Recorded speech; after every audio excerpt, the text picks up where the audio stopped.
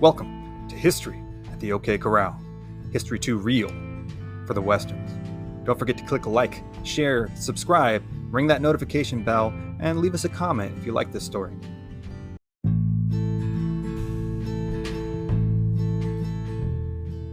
The main source for tonight's episode is America by Robert Goodwin. If you like this story, stick around at the end for details on how you can check it out yourself for free. Tonight, we pose some tough questions. How far would you go for what you believe in? How far would you go to protect what you love? Tonight, we're going to take a look at Texas before it was Texas. Before it was the Lone Star State, it was Mexico. Before that, it belonged to Spain. And before that, it belonged to the Comanche. Tonight, we're going to talk about the massacre at the San Saba mission. Never heard of it? After this, good luck forgetting it. San Antonio, Texas, springtime, 1756. In the bustling city, then a part of the Spanish Empire and known as Bihar, members of the native tribes of central and northern Texas began to pour into the city in what was beginning to look like a mass exodus southward. Most preeminent among these tribes were the Apache, with whom the Spanish had battled for centuries now in repeated attempts at what they called reduction, meaning the assimilation of the native peoples into the Catholic faith and Spanish society and an eventual rejection of their own traditions. The Apache had thus far been less than receptive. They ran Texas, and the Spanish, with their adobe missions and brown-robed friars and armor-clad dragoons, amounted to little more than intruders in their eyes. They had reached a truce in 1744, but it had been more of a cessation of battle than an agreement on territory. But now, the local priests were inundating their government officials with letters beseeching them to fund more missions, pushing north into Texas at their request of the Apache. So what happened? Did they have a sudden change of heart? No, not at all. See, what the Apache wanted was a buffer zone, something to take the brunt of the attacks and raiding that was continually being wrought upon them by a tribe they called the Norteños, because they always came from the north, and when they did, they brought death and destruction to anyone and anything in their wake. The Spanish knew about their intertribal warfare, but like every other European power occupying the continent, they didn't truly understand it. And as much of it was occurring beyond the timberline and rolling limestone hills of the Texas Hill Country, they were not privy to all the gruesome details of what amounted in many respects to a wholesale slaughter of the Apache people. Even on the plains where complete and total warfare, meaning the killing and capturing of women and children, was the norm, this was a particularly shocking level of violence. All signs pointed to the building of new missions in this disputed and dangerous territory as being a bad idea. But one man, Father Alonso Toreros, had a vision. The establishment of a mission system in Texas would be his gift to the world, and his place in history, in turn, would be the world's gift to him. Father Toreros' cousin, the wealthy mine owner, the illustrious Knight Don Pedro Toreros of the Order of Calatrava, backed him both financially and politically, also in hopes of cementing the Toreros name forever in posterity. After much back and forth, it was determined that the new mission would be established along the San Saba River, along with a presidio or military fort to provide protection from hostiles. However, the presidio would be constructed at a bend in the river roughly 4 miles away from the mission itself. This too was at the request of Father Toreros. He figured the last thing he wanted was a bunch of drunk, armed, and armored soldiers creating tension and causing chaos with the tribespeople he was attempting to bring into the proverbial fold. But as far as actual protection from the attacks went, 4 miles was a lot of ground to cover, and the soldiers wouldn't prove much immediate help, if any help at all, should the mission be in real trouble.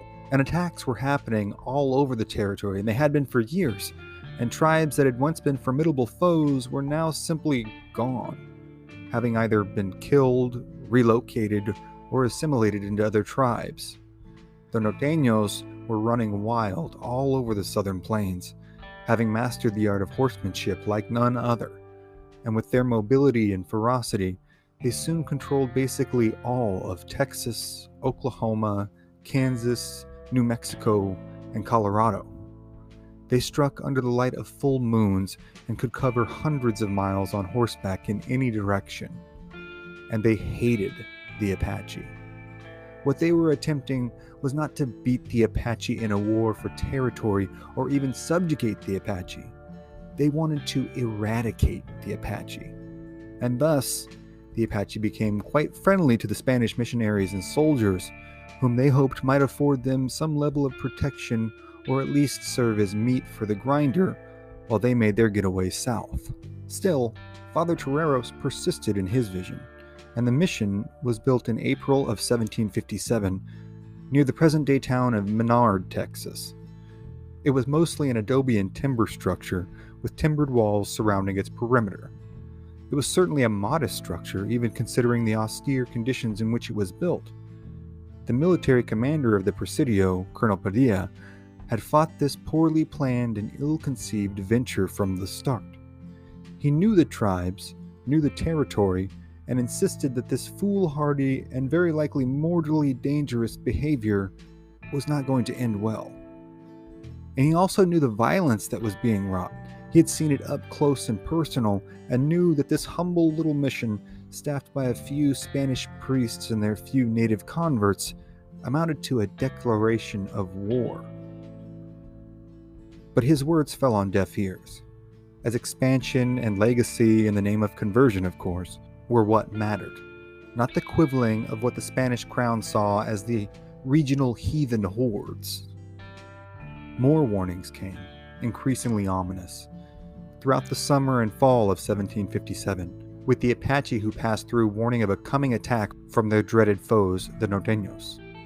But still, Toreros persisted, all the while as his priests began to hear of the brutality of these attacks, of black-clad, black-painted buffalo-horned demons who carried lances twice as long as a man was tall and could let loose an arrow every 3 seconds from atop a highly trained and specially bred warhorse. He dismissed them as tall tales, exaggerations of what would amount to a minimal challenge in defeating and subjugating these Norteños, or, as history would come to remember them, the Comanche. But the Comanche were not a tribe to be subjugated.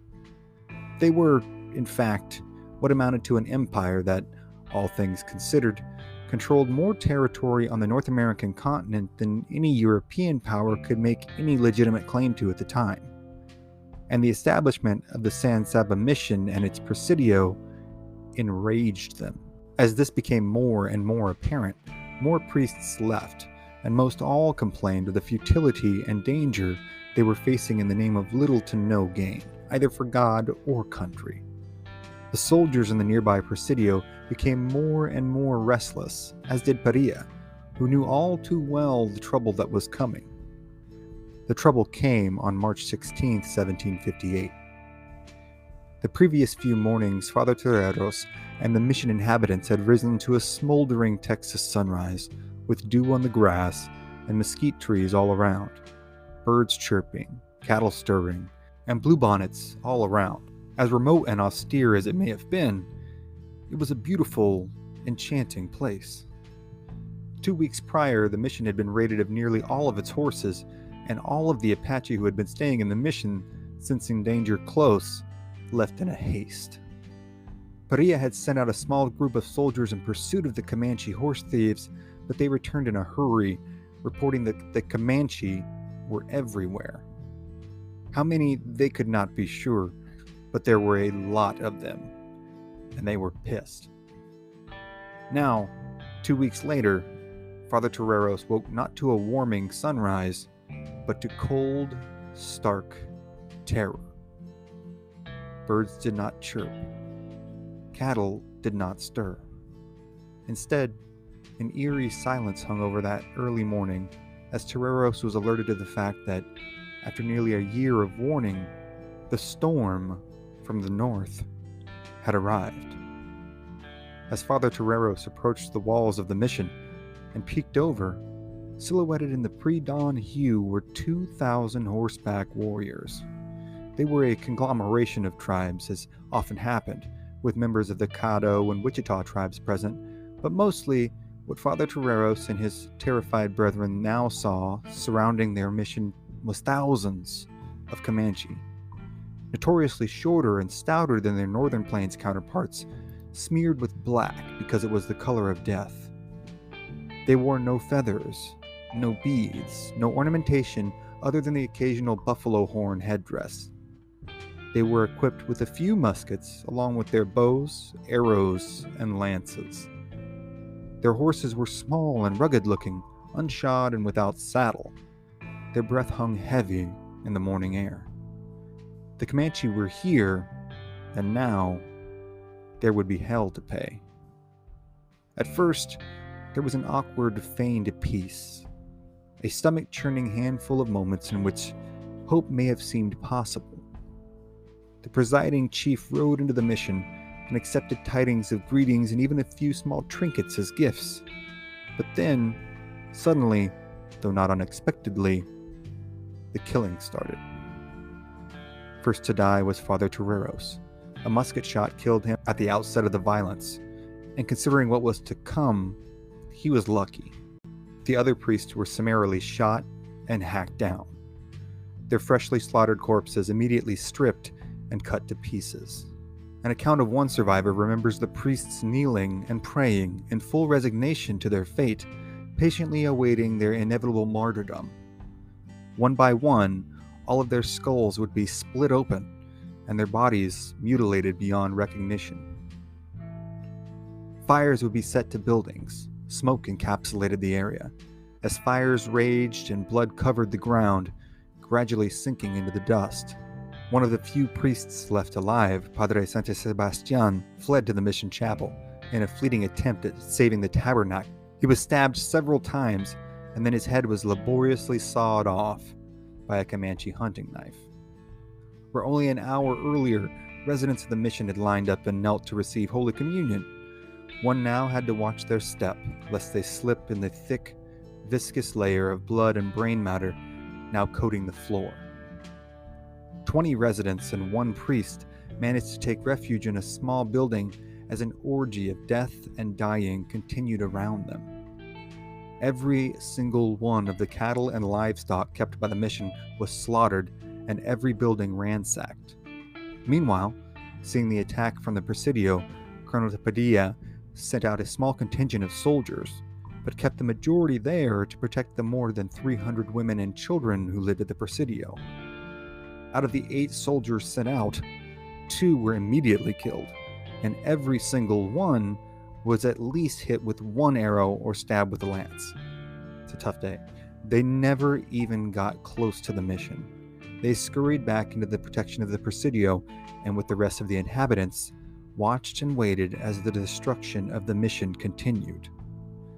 They would end up watching and waiting for 3 days. The inhabitants hiding in the small building managed to slip away to the Presidio as well, but all the rest, 10 people in total, including 3 priests, were left at the mission, cut into pieces, their eyes cut out, tongues cut out, genitals cut off, eviscerated, and scalped. A scene that would become all too typical on the Texas frontier. Immediately following the attack, the colonel petitioned for more soldiers and support and made a feeble and underfunded attempt at tracking down the attackers and exacting revenge. But it was not to be. The Norteños, true to form, had wrought destruction on all who opposed their power and disappeared again into the north. Father Torero's wealthy cousin had a painting commissioned in 1758 titled Massacre at the San Saba Mission, and it is in fact the oldest representation of a historic event in Texas, one befitting the Lone Star State's uniquely wild and bloody history. It depicts the events of that day in a clockwise fashion around a larger portrait of the mission itself. If you know the story behind it, you can almost feel the heat from the flames emanating from the brushstrokes, as if you were there on that lonely Texas prairie so many years ago, as the screams faded and the smoke rose.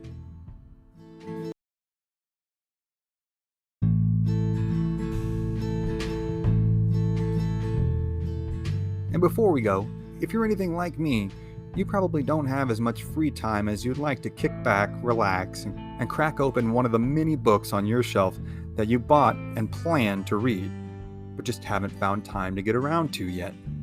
Thankfully, I found Audible, the unrivaled audiobook platform. It allows me to do most of my research for this program directly from their app. If you're interested in doing your own deep dive on any of these topics that we've covered here on the podcast or any of our other podcasts, check out my reading list on alldamnnight.com. Every title listed there is available on Audible as well. Sign up for Audible using our link in the description or use promo code ALLDAMNNIGHT in the checkout. That's promo code ALLDAMNNIGHT. You'll get your first month completely free, and that includes a credit for any audiobook you choose.